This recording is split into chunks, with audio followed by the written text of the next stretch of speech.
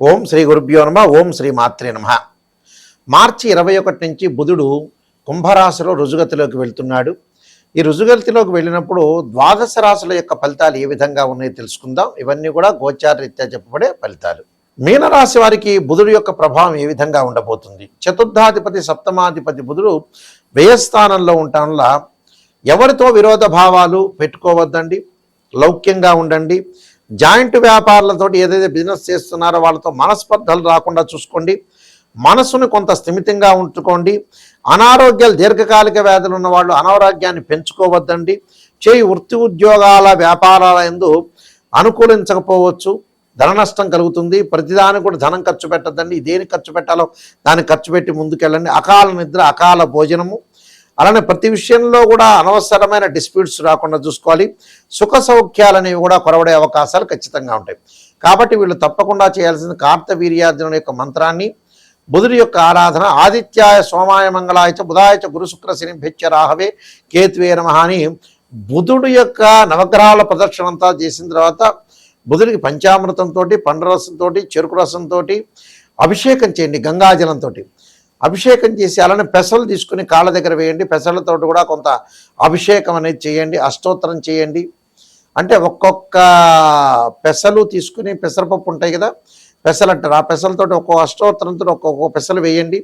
చక్కగా వస్త్రము, ధూపము, వస్త్రము, గంధము, కుంకుమ, ఆ శరీరం మీదంతా కూడా పసుపు రాయండి. అంటే ధూపదీప నైవేద్యాలు ఇచ్చి హారతి ఇవ్వండి. కొబ్బరికాయ ఫలాన్ని, పండు నివేదన చేయండి. బుధుడి యొక్క అనుగ్రహం ఉండాలని ఆశించాలి.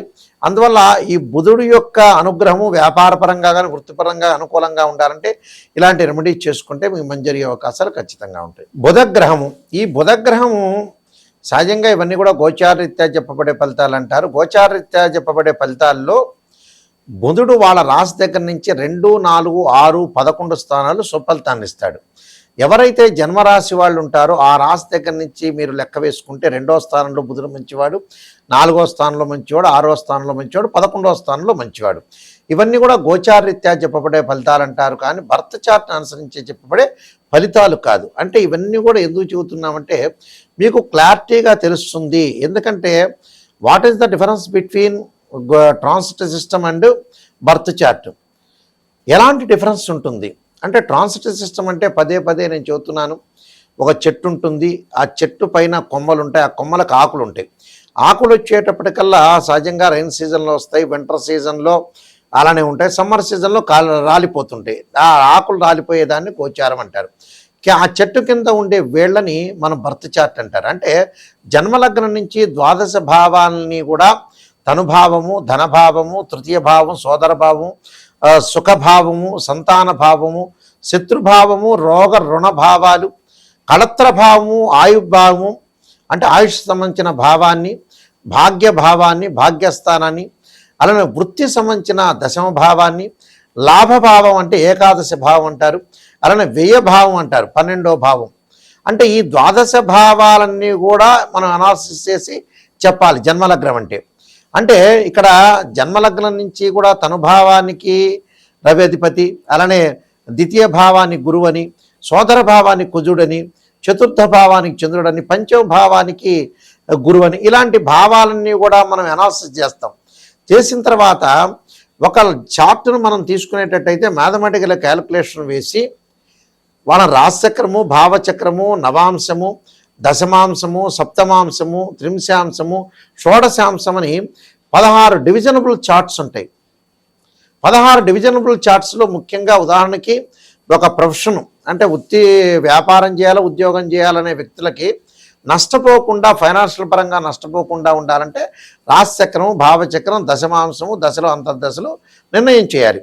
ఒక అమ్మాయికి కానీ అబ్బాయికి కానీ వివాహం జరగలేదు, జరుగుతుంది, ఇప్పుడు జరగబోతుంది, వాళ్ళు ఎలాంటి సంబంధ బాంధవ్యాలతో ఉంటారు, ఎలాంటి రిలేషన్తో ఉంటారనే విషయాన్ని మనం చూసుకునేటట్టయితే రాశిచక్రము, నవాంశము, భావచక్రము, దశలు, అంతర్దశలు. సంతానం కలుగుతుందా లేదా అని చెప్పబడే చక్రం ఏంటంటే సప్తమాంశ చక్రం. అంటే రాశిచక్రము, సప్తమాంశము, భావచక్రము, దశలు, అంతర్దశను అనాలిసిస్ చేయాలి. ఇలాంటివన్నీ కూడా మనం పర్ఫెక్ట్గా అనాలిసిస్ చేసి ఆ డివిజనబుల్ చార్ట్స్ని కూడా మనం అనాలిసిస్ చేస్తే వైదిక ఆస్ట్రాలజీలో కానీ చూసినట్టయితే మనకు కరెక్ట్గా తెలిసే అవకాశాలు ఎక్కువ ఉంటాయి. అయితే మా దగ్గర ఓన్లీ వైదిక ఆస్ట్రాలజీ కాకుండా ఒక బివి రామన్ అనాలిసిస్ ప్రొడక్షన్స్ కానీ కేపీ పద్ధతిలో కృష్ణమూర్తి సిస్టంలో ఒక నక్షత్ర జ్యోతిష్యము అంటే సబ్లార్డు సబ్లార్డు సబ్లార్డును కూడా మేము అనాలిసిస్ చేసి చెప్తాము.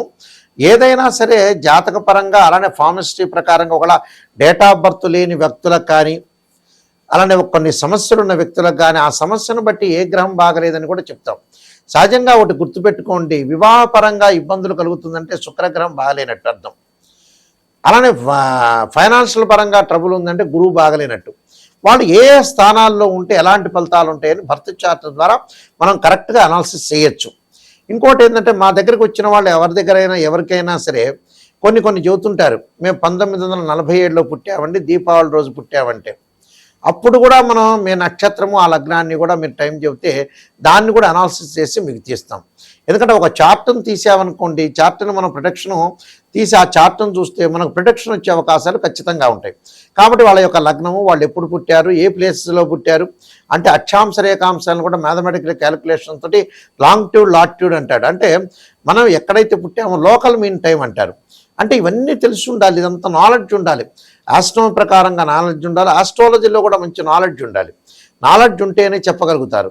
కొంతమంది ఏం చెబుతారంటే జ్యోతిష్యుల దగ్గరికి వచ్చి పాజిటివ్ చెప్పండి అంటారు. పాజిటివ్ చెప్పడం వల్ల మీకు ఏం పెద్ద ప్రయోజనం లేదండి. నెగిటివ్ అనేది నిజాన్ని తెలుసుకుంటేనే మీరు జ్యోతిష్యుల దగ్గరికి వెళ్ళాలి. లేకపోతే ఏమిటి, అబద్ధపు ముసుగులో ఉండకూడదుగా మనం మోసం చేసుకున్నట్టు ఉంటుంది. దానివల్ల పెద్ద లాభం ఏముండదు మీరు జ్యోతిష్యుల దగ్గరికి వెళ్ళటం వల్ల. ఏదో చెప్పండి గురువు గారండి అని చెప్పడం వల్ల ప్రయోజనం కలిగే అవకాశాలే ఖచ్చితంగా ఉండవు. కాబట్టి నిజాన్ని తెలుసుకునే వాళ్ళు మాత్రమే నన్నైతే సంప్రదించండి. నిజం తెలుసుకోవాలి, నాయకంటి మల్లికార్జున శర్మ గారి ద్వారా మేము బాగుపడాలి అనే వ్యక్తులు మాత్రమే నాకు ఫోన్ చేయండి. పొగిడించుకోవాలనే వ్యక్తులు ఎవరు కూడా ఫోన్ చేయొద్దు. నిజం చెప్పగలిగే, నిజం ఏంటంటే లైఫ్లో కొన్ని మంచి ఉంటాయి, కొన్ని చెడ్డ ఉంటాయి.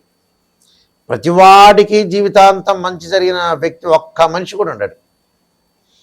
పుట్టినప్పటి నుంచి పునరపి జననం పునరపి మరణంలో పుట్టినప్పటి నుంచి అన్నీ మంచి జరిగే ఏ ఒక్క వ్యక్తి కూడా ఉండరు. దానికి ఉదాహరణ ఒకటి చెబుతా. ఉదాహరణ ఏమిటంటే, ఒక సాధువు పరమేశ్వరుడు చెప్పేట, ఎవరూ మరణించని ఇంటిలో దోసెడు ఆవాలు దమ్మనమన్నట్ట. ఆ వ్యక్తి వెళ్ళాట, వెళ్ళి ప్రతి ఇంటికి వెళ్ళాడు. మీ ఇంట్లో గతంలో ఎవరైతే సరే మరణించలేదు కదా అని అడిగట. కాదు, మరణించారని చెబుతూనే ఉన్నట్ట. అంటే ప్రతి ఇల్లు కూడా మరణించారు.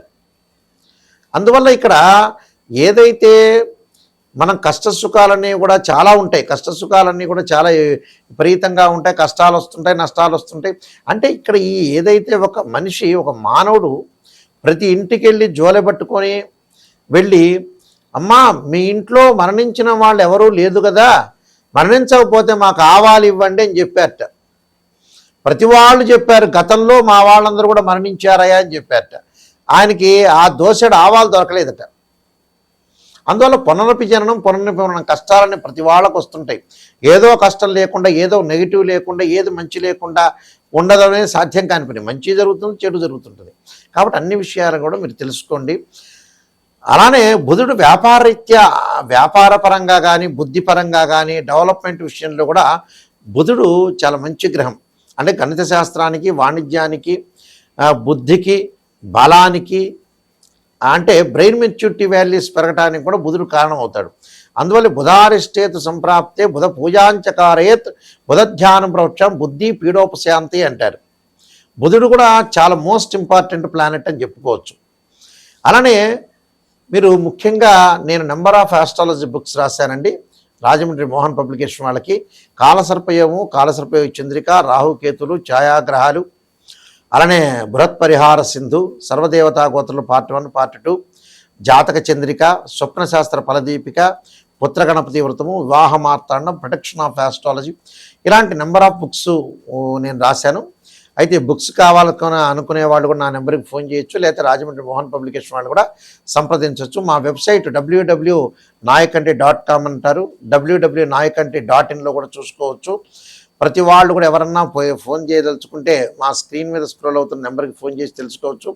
నిజాన్ని తెలుసుకోవాలి, మేము బాగుపడాలి, నాయకంటి గురువు గారి ద్వారా బాగుపడాలనే వ్యక్తులు మాత్రం మీరు ఫోన్ చేయండి. మీరందరికీ కూడా మంచి జరగాలని, శ్రీ పరమేశ్వరుడి యొక్క కరుణాకటాక్షం ఉండాలని ఆశిస్తూ సర్వే జనా సుఖినో భవంతు.